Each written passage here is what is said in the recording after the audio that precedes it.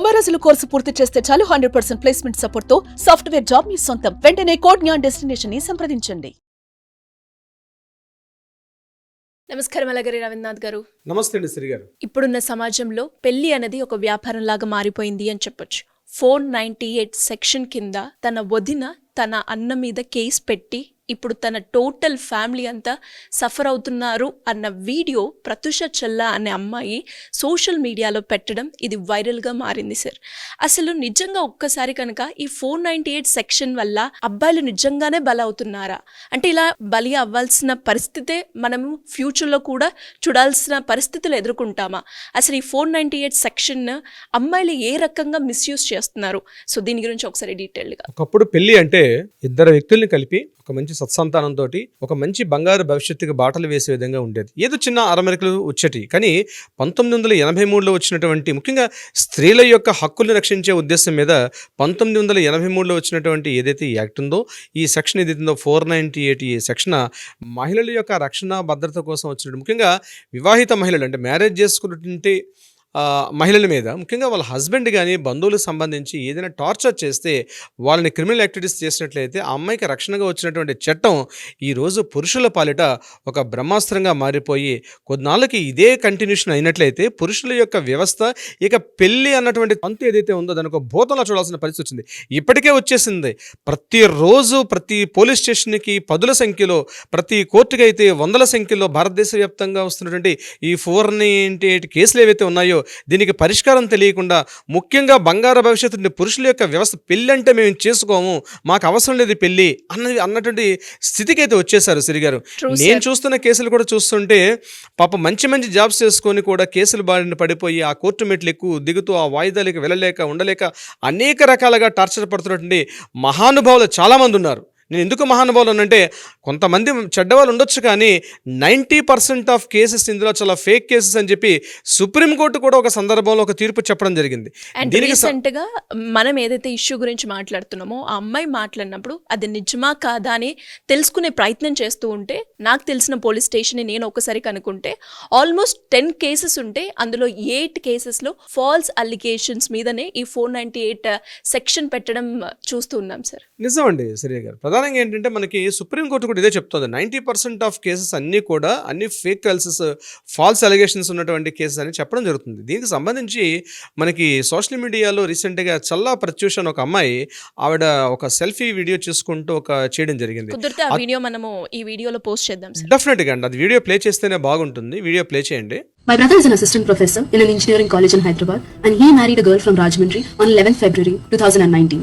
This was an arranged marriage and we were acquainted to this alliance via a matrimonial website. The marriage lasted for merely 10 days and was not consummated since my sister-in-law was not interested. The 10 days she stayed with us, she misbehaved, spoke foul language with my parents, did not let my brother into his own room and continuously blackmailed us that she would commit suicide. This marriage was clearly a plan of extortion by my sister-in-law, her sister, her brother and her boyfriend. My sister-in-law's own elder sister has also executed a similar extortion plan with her in-laws. 10 days post the marriage, my sister-in-law left our home in Hyderabad on her own will. Almost instantly, she filed a 498 case against my brother, my parents and me in Women's Police Station Rajahmundry.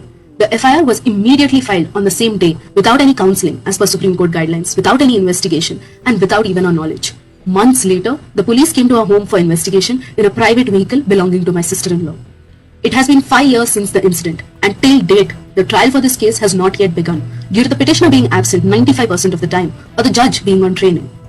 The last 5 years have been nothing less than traumatizing, with my parents' health rapidly declining, thinking and overthinking of all the false accusations. My brother requiring to travel 40 times from Hyderabad to Rajahmundry without any hope for justice and unable to start a family of his own, and me losing several professional opportunities due to a criminal case pending against me. I've had several questions in my mind over the last 5 years. What is my brother's fault? Doesn't he have the right to start his own family? Shri గారు, ఇప్పుడు చూసాం కదా ఈ వీడియోని. ఇందులో అమ్మాయి స్పష్టంగా చెప్తున్నటువంటి విషయం ఏమిటంటే జస్ట్ 10 days 2009లో మా బ్రదర్కి మ్యారేజ్ అయింది, చల్లా సందీప్ అని చెప్పి. మా బ్రదర్ ఐఐటి గాంధీనగర్ అహ్మదాబాద్ చదువుకొని ఒక అసిస్టెంట్ ప్రొఫెసర్గా ఒక ఇంజనీరింగ్ కాలేజ్ జాబ్ చేస్తున్న వ్యక్తికి ఒక మ్యాట్రిమోనియల్ నుంచి అరేంజ్ మ్యారేజ్ జరిగింది. అది కూడా మేము రాజమండ్రి వాస్తవ్యంలో అయితే మ్యారేజ్ జరిగింది. మ్యారేజ్ జరిగిన సందర్భం తర్వాత మా బ్రదర్ ఇక్కడ జాబ్ రీత్యా హైదరాబాద్ ఇంజనీరింగ్ కాలేజ్ జాబ్ చేస్తున్నారు, మేము మాత్రం రాజమండ్రిలో ఉన్నాం. అయితే ఆ అమ్మాయి వాళ్ళది కూడా రాజమండ్రి. ఇటువంటి సందర్భంలో జస్ట్ ఒక 10 days కాపురం చేసిన తర్వాత ఆ అమ్మాయి మా బ్రదర్ ఎవరైతే ఉన్నారో మా బ్రదర్ విషయంలో కొన్ని అలిగేషన్స్ స్టార్ట్ చేసింది. అబ్యూజ్గా తిట్టుకుంటూ మా బ్రదర్ విషయంలో అంటే బిఫోర్ ఏముందో తెలీదు, చాలా రకాల ఫాల్స్ అలిగేషన్ చేసుకుంటూ ఆ అమ్మాయి రాజమండ్రి నుంచి హైదరాబాద్ వచ్చేసింది. 2009లో వెళ్ళిపోయినటువంటి మా వదిన ఇప్పటిదాకా రాలేదు. అయితే హైదరాబాద్ వెళ్ళిన తర్వాత మా వదిన గారు ఏం చేశారంటే 498 కేసు పెట్టారు. మేము అప్పటి నుంచి ఇప్పుడు 2024 అయిపోయి ఆల్మోస్ట్ 25కి వచ్చేసాం. ఇప్పటిదాకా మేము ఇదే ఫేస్ చేస్తున్నాం, ఈ ప్రాబ్లమే ఫేస్ చేస్తున్నాం. దీని మీద ఎప్పుడైతే రాజమండ్రిలో ఆవిడ కేసు పెట్టేశారో ఇమీడియట్గా కేసు ఫైల్ చేశారు. కేసు ఫైల్ చేసి అక్కడ కొద్ది రోజుల తర్వాత మమ్మల్ని వచ్చి ఇంట్రాగేషన్ చేశారు, మమ్మల్ని మాట్లాడారు. దాని తర్వాత కోర్టుకు వెళ్ళాల్సి వచ్చింది. ఇప్పటికి మా బ్రదర్ గడిచిన 5 సంవత్సరాలుగా సుమారుగా 50 సార్లు పైబడే, ఒక 40 సార్లకు పైబడే మేము రాజమండ్రి వెళ్ళాల్సి వస్తుంది. మా బ్రదర్ మానసికంగా ఫిజికల్గా చాలా అణిగిపోయాడు. మా బ్రదర్ పాస్పోర్ట్ని సీజ్ చేశారు. ముఖ్యంగా మా ఫాదర్ మదర్ ఎవరైతే ఉన్నారో ఈ కేసు సంబంధించి ఎంతో హ్యాపీగా ఉన్నటువంటి మా చిన్న కుటుంబం, మా ఫాదర్ మదర్ కూడా మెంటల్గా అండ్ ఫిజికల్గా చాలా అనారోగ్యం పాలయ్యారు. అదేవిధంగా మేము కూడా దీన్ని కూడా నేను కూడా చేసినట్టుగా నా మీద కూడా చేశారు అని చెప్తూ ఎంటైర్ మా ఫ్యామిలీని రోజుకి ఇచ్చి మేము ఎటువంటి పరిస్థితి లేకుండా చక్రబంధంలో మమ్మల్ని ఇరికించేసి ఆ అమ్మాయి మాత్రం ఈరోజు హ్యాపీగా తిరుగుతుంది బయట. ఆమెకి పాస్పోర్ట్స్ హ్యాపీగా తిరుగుతుంది. ఈవెన్ ఏ వాయిదా కూడా ఆవిడ అటెండ్ కావట్లేదు. ఏదో ఒక క్లాస్ చెప్పుకుంటూ ఆవిడ మిస్ అవుతుంది. ఈ కేసు అక్కడ అడ్వకేట్స్ నడుతుంటే సుమారుగా 5 నుంచి 10 సంవత్సరాలు పడుతుందని చెప్పారు. జస్ట్ 10 రోజుల కాపురం చేసుకున్నటువంటి పాపానికి మేము 10 సంవత్సరాల పాటు ఈ నరకయాత్ర అనుభవించాలా? మన భారతదేశపు చట్టాలు ఏం చేస్తున్నాయి? అయ్యా నరేంద్ర మోడీ గారు, అమిత్ షా గారు, అదేవిధంగా చంద్రబాబు నాయుడు గారు, రేవంత్ రెడ్డి గారు అందరినీ చెప్తూ ఇటువంటి చట్టాలను మార్చే ప్రయత్నం చేయండి. నాలాంటి అభాగ్యులు చాలా మంది ఉన్నారు దేశంలో, వేల కొలది లక్షల కొలది ఉన్నారు. ఇప్పటికైనా ఈ చట్టాలు మార్చండి. 498 కేసు ఏదైతే ఉందో అది పూర్తిగా వాళ్ళ హక్కుల్ని కాలరాసేస్తుంది. వాళ్ళని ఒక క్రిమినల్స్ లాగా వాళ్ళ సొసైటీలో వాళ్ళ ఉద్యోగాలు పోతున్నాయి, సమాజంలో పరువు పోతుంది. అన్ని రకాలుగా మానసికంగా శారీరకంగా కృంగిపోయి అనాథల్లా బతకాల్సిన పరిస్థితి వస్తుంది. అసలు ఎందుకు భగవంతుడా పెళ్లి చేసుకున్నాం అనే పరిస్థితికి ఈ సెక్షన్స్ మమ్మల్ని పట్టుకొస్తున్నాయి. అందులో నిజాలు ఉన్నాయో లేవో తెలుసుకునే ప్రయత్నం చేయడానికి మీకు 10 సంవత్సరాలు అవసరమా? మీకు నిజంగా ఇన్ని రోజుల పాటు ఎందుకు వాయిదాలు వేస్తున్నారు? ఈ విషయాన్ని అప్లికేషన్ చేసిన వెంటనే దీన్ని సీరియస్ యాక్షన్ తీసుకోకుండా పోలీసులన్నీ కోర్టులన్నీ మమ్మల్ని 10 సంవత్సరాల పాటు జస్ట్ 10 రోజుల కాపురం చేసేందుకు, నాలాంటి వాళ్ళు 10 రోజులు 15 రోజులు 1 month 1 year కాపురం చేసిన వాళ్ళు కూడా ఈరోజు కోర్టు యొక్క మెట్లెక్కి దిగలేక చాలా చితికిపోతున్నారు. మమ్మల్ని సొసైటీలో సామాజికంగా మరొక మ్యారేజ్ చేసుకోలేక మా వయసుని పూర్తిగా అన్ని రకాలుగా మానసికంగా శారీరకంగా కృషించిపోతున్నాం ఈ చట్టాల వల్ల. ఇదే కారణం అతుల్ సుభాష్ జరిగిన కారణం కూడా ఇదే జరిగింది. ఇది కాకుండా రీసెంట్గా ఢిల్లీలో కూడా ఒక హత్య జరిగింది. అదేవిధంగా ఇప్పుడు ఇలాంటి కేసులు జరిగితే ఇంకా రాబోయే రోజు ఆత్మహత్యలే సరైన తప్ప వేరే గత్యంతరం లేదు అని చెప్తూ ఆ అమ్మాయి చాలా బాధాకరంగా చాలా ఆవేదనతో కూడిన వీడియో చాలా వైరల్ అవుతుంది. సిరిగారు ప్రధానంగా ఇది నిజంగా ఆమె చెప్పినా చెప్పకపోయినా వాస్తవం ఏంటంటే యాజ్ బీయింగ్ ఎన్ అడ్వకేట్గా కూడా నేను చెప్తున్నాను. ఈరోజు నా దగ్గరకు వచ్చే కేసులన్నీ కూడా 498 కేసు సంబంధించి రీసెంట్గా ఒక క్లయింట్ కూడా నా దగ్గర రావాల్సి వచ్చింది. ఆయన కూడా ఇది 10 సంవత్సరాల పాటు కాపురం చేశాడు. ఆయన ఇదే సమస్య ఫేస్ చేస్తున్నాడు. మరొక person just it's a matter of 30 days అండి.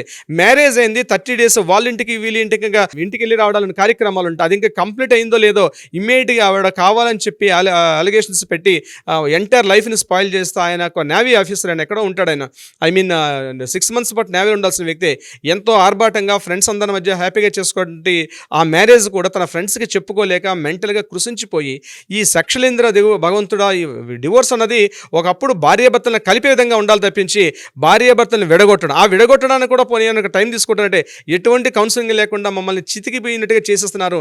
మాకు చావు తప్ప వేరే గత్యంతరం లేదు. ఈ భారతదేశ ప్రభుత్వంలో మాకు ఈ చట్టాల ద్వారా అన్యాయం జరిగిపోతుందని చెప్పి ఎంతోమంది మగవాళ్ళు రకరకాలుగా ఇబ్బందులు పడుతున్నారు. సుప్రీంకోర్టు అనేక రకాల మార్గదర్శకాలు జస్ట్ 10 రోజుల పాటు కాపురం చేసిన పుణ్యానికి ఆ భరణం ఇవ్వాల్సిన అవసరం ఉందా అని చెప్పి ఆ అమ్మాయి మాట్లాడుతున్న మాటలు నిజంగా వింటుంటే కొంత ఆవేదన గురి చేస్తుంది శ్రీగారు. ఎందుకంటే అసలు ఈ 498 సెక్షన్ అనేది గైడ్ లైన్స్ క్లియర్గా చెప్తుంది. అలిబోని విషయంలో కావచ్చు, లేకపోతే ఈ విషయంలో సుప్రీంకోర్టు యొక్క మార్గనిర్దేశకాలు ప్రధానంగా ఉన్నప్పటికీ కూడా ఈ విషయం మీద పోలీస్ స్టేషన్లు కానీ అదేవిధంగా కోర్టులు కానీ ప్రాతిపదికగా తీసుకోకుండా ఇష్టారీతిగా అక్కడ కోర్టులు కానీ పోలీస్ స్టేషన్లు ప్రవర్తిస్తున్నారు అన్న విషయం మీద ఆ అమ్మాయి చెప్తున్నటువంటి వీడియో నిజంగా ఆవేదన కలిగించిందని చెప్పవచ్చు. ప్రధానంగా ఇక్కడ గుర్తుపెట్టుకోవాల్సిన విషయం ఏంటంటే సిరిగారు, మన భారతదేశ వ్యవస్థ అంతా కూడా 3 రకాలటువంటి భాగాల మీద ఉంటుంది. ఒకటి లెజిస్లేచర్, రెండవది అడ్మినిస్ట్రేటివ్, మూడోది జ్యుడిషియరీ. ఈ చట్టాలు రూపకల్పన చేయాల్సినటువంటి పని ఎవరిది? అసెంబ్లీకి వెళ్ళినటువంటి మంత్రులది కావచ్చు, లేకపోతే సెంట్రల్లో ఎంపీలు 800 మంది ఎంపీలు ఉన్నటువంటి మన పార్లమెంట్ది కావచ్చు, చట్టాలు రూపకల్పన చేస్తే ఆ చట్టాలను పూర్తిగా అమలుపరిచే కార్యక్రమం అడ్మినిస్ట్రేటివ్ అయితే ఆ చట్టాల అమల్లో ఎటువంటి లోటుపాట్లు వస్తే దాన్ని బాధ్యత మాత్రమే జ్యుడిషియరీ మీద పూర్తిగా అభాండాలు వేస్తున్నారు. ఉండొచ్చు లోటుపాట్లు అనే ప్రతి చోట ఉంటాయి, కానీ జ్యుడిషియరీ ఏం చేయలేదు. ఇక్కడ ప్రధానంగా ఏంటంటే చట్టాలు రూపకల్పన చేయాల్సినటువంటి చట్ట వ్యవస్థల మీద, చట్టసభల మీద పూర్తిగా ఉన్నటువంటి విషయం ఇక్కడ. కానీ చట్టసభలో వెళ్ళే వాళ్ళు ఓట్ల కోసం అని చెప్పి రకరకాల మార్గాలు ఇచ్చా, మహిళా ఓట్లు కావచ్చు, మరొకటి కావచ్చు, వాళ్ళు చట్టాలు బిల్లు కూడా ప్రవేశపెట్టే పరిస్థితులు లేదు. కేవలం ఈ గైడ్లైన్స్లు మాత్రమే, మార్గనిర్దేశకాలు గైడ్లైన్స్ ఇవే జరుగుతున్నాయి తప్పించి చట్టసభల్లో ఏ రాష్ట్రమైనా ఇనిషియేటివ్గా తీసుకుంటే బాగుంది. ఇప్పటికైనా తెలుగు రాష్ట్ర ప్రభుత్వాలైనా కొంత ఇనిషియేటివ్గా తీసుకుంటే బాగుంటుంది. లేకపోతే ప్రతి చోట ఏదో ఒక చోట ఇట్లాంటి కేసులు విని కొన్నాళ్ళకి మానవ మనుగడలో ఇప్పటికీ గడిచిన దశాబ్ద కాలంగా చూస్తుంటే పెళ్లిళ్ళంటే విముఖత చూపించుంటే చాలా మంది పురుష పొంగోలు మనం చూస్తున్నాం. ఈరోజు పిల్ల వద్దు డాడీ, వద్దు మమ్మీ, పెళ్ళంటూ వద్దు, మాకు అవసరం లేదు. దీనికి తోడు కొత్తగా వచ్చిన చట్టాలు లివ్ ఇన్ రిలేషన్షిప్ని ఎంకరేజ్ చేస్తూ ఉన్నాయి. అంటే భారతదేశం అంటేనే కుటుంబ వ్యవస్థ, భారతదేశం అంటేనే వివాహ వ్యవస్థ. వివాహ వ్యవస్థకి పెట్టింది ప్రపంచంలో, వివాహ వ్యవస్థ కుటుంబ వ్యవస్థకి భారతదేశం అంటే పెట్టింది పేరు. అటువంటి ఈ వ్యవస్థలో ఈరోజు మహిళలకు ఇంపార్టెన్స్ ఇచ్చుకుంటూ డెఫినెట్గా ఇవ్వాల్సిందే, మహిళా సోదరిమణులకు ఇవ్వాలి. కానీ 1983లో ఈ యాక్ట్ చేసినప్పటికీ ఆనాటి సమకాలీన పరిస్థితులు వేరు. 2025కి మనం అడుగుపెట్టాం, ఇప్పుడున్నటువంటి సమకాలీన పరిస్థితులు వేరు. చట్టసభల్లో ఇప్పటికైనా దానికి అనివార్యంగా ప్రతి 20 ఏళ్ళకి 30 ఏళ్ళకి మార్పులు వస్తున్నాయి. కేవలం మహిళల ఒక్కరికి అంటే 83లో ఉన్నటువంటి అప్పటికి రాజ్యాంగం దేశానికి స్వాతంత్రం వచ్చిన తర్వాత 83లో స్త్రీలకు సరైన ఎడ్యుకేషన్ కావచ్చు, లేకపోతే ఉద్యోగ ఉపాధి అవకాశాలు లేకపోవడం, అన్ని చోట్ల పురుషులు ఉండేటప్పుడు పురుషుల యొక్క గుత్తాధిపత్యం ఎక్కువైన సందర్భాల్లో ఆడపిల్లలకి రక్షణగా ఈ చట్టాలు రూపకల్పన చేశారు. కానీ ఈ రోజు అది ఏమైపోయింది, భయంకరంగా పురుషుల పాలిట ఒక యమపాసంగా మారిపోయింది. ఈరోజు పురుషులకు రక్షణ లేకుండా పోతుంది. కాబట్టి అట్లీస్ట్ ఎప్పటికైనా దీని మీద చాలా డిస్కషన్ జరగాలి, ఫారమ్స్ ముందుకు రావాలి, ర్యాలీలు జరగాలి. చాలా అన్ని రకాల ఏజెన్సీస్ కూడా దీని మీద పూర్తిగా కూలంకుషంగా చర్చించి సుప్రీంకోర్టు మార్గదర్శకాలను కూడా తీసుకుని చట్టసభలో ఒక బిల్లుగా ప్రవేశపెట్టగలిగితే బాగుంటుంది. నిజంగా ఒక్కొక్క పరిస్థితులు చెప్తుంటే, ఒక్కొక్క కేసు చూస్తుంటే ఎందుకు పురుషుడిగా పుట్టామా, ఎందుకు నేను మగవాడిగా పుట్టానని బాధపడే పరిస్థితి వచ్చేసింది ఈరోజు మన సమాజంలో. శ్రీ గారు, మీరు చెప్పినట్టుగానే సార్, నిజంగానే ఆ అమ్మాయి చెప్పిన మాటల్లో కూడా తన ఒక వర్డ్ ఉంది, మా అన్నయ్య కూడా ఎక్కడ అత్తుల్ సుభాష్ లాగా మరణిస్తారో, ఆ సిచ్యువేషన్కి ఎప్పుడు వెళ్ళిపోతారో అన్న భయంతో, అండ్ మా అన్ననే కాకుండా టోటల్ ఫ్యామిలీ మేము సఫర్ అవుతున్నాం. ఎస్పెషలీ 498 సెక్షన్ కింద ఏదైతే మేము కోర్టులకు వెళ్ళడం కావచ్చు, ఆ తీర్పు ఎప్పుడు వస్తుంది, న్యాయం ఎప్పుడు జరుగుతుంది, దాని గురించి టోటల్ ఫ్యామిలీ సఫర్ అవుతున్నారు అన్న వర్డ్ ఏదైతే ఉందో.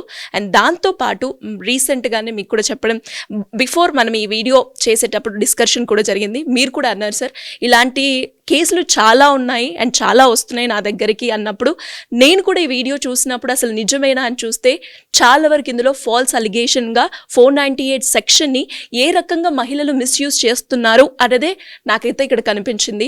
ఇలా ఎవరికైనా కూడా ఇలాంటి ఎస్పెషలీ 498 సెక్షన్ కింద బాధపడుతున్న పురుషులు ఎవరైతే ఉన్నారో, న్యాయం కావాలి సార్, మాకు లీగల్ పరంగా మేము వెళ్ళాలి అనుకుంటున్నాం, దానికి సంబంధించిన గైడెన్స్ మాకు కావాలి మీ తరపు నుంచి అనుకునే వాళ్ళు ఎవరైనా కూడా మిమ్మల్ని ఏ రకంగా అప్రోచ్ అయ్యే ఛాన్స్ ఉందంటారు? ఈ సెక్షన్ 498 సెక్షన్ సంబంధించి నా దగ్గర ఉన్న కేసెస్ చాలా వరకు ఫ్యామిలీ రిలేషన్షిప్ కాబట్టి ఎవరైనా దీనికి సంబంధించి నిజంగా సఫర్ అవుతున్న సందర్భంలో, లేకపోతే ఆల్రెడీ సఫర్ అవుతున్న పర్సన్స్ కానీ కొత్తగా అబ్లిగేషన్స్ అలిగేషన్స్ ఎదుర్కొన్న వాళ్ళైతే కింద స్క్రోల్ అవుతున్న నెంబర్ని కాంటాక్ట్ చేయగలిగితే మన లీగల్ టీం వాళ్ళకి అప్రోచ్ అవుతారు. క్లియర్గా ప్రాపర్గా గైడ్లైన్స్ కూడా ఇస్తారు. వాటికి సంబంధించి సరైన విధంగా న్యాయ పరిష్కారం కూడా ఇచ్చే దిశగా ప్రయత్నాలు చేద్దాం. శ్రీ గారు, థ్యాంక్ యూ సార్. ఎనీవేస్, న్యాయ వ్యవస్థలో కూడా ఎస్పెషలీ ఇలాంటి కేసెస్ వచ్చినప్పుడు 1కి 3 సార్లు స్ట్రిక్ట్గా ఇందులో వ్యవహరించి ఎవరైతే అన్యాయం చేశారో వాళ్ళకే శిక్ష పడేలా చూడాలని కోరుకుంటాం. న్యాయ వ్యవస్థలో మార్పు రావాలి. And thank you sir, thank you so much. Thank you so much Shri గారు.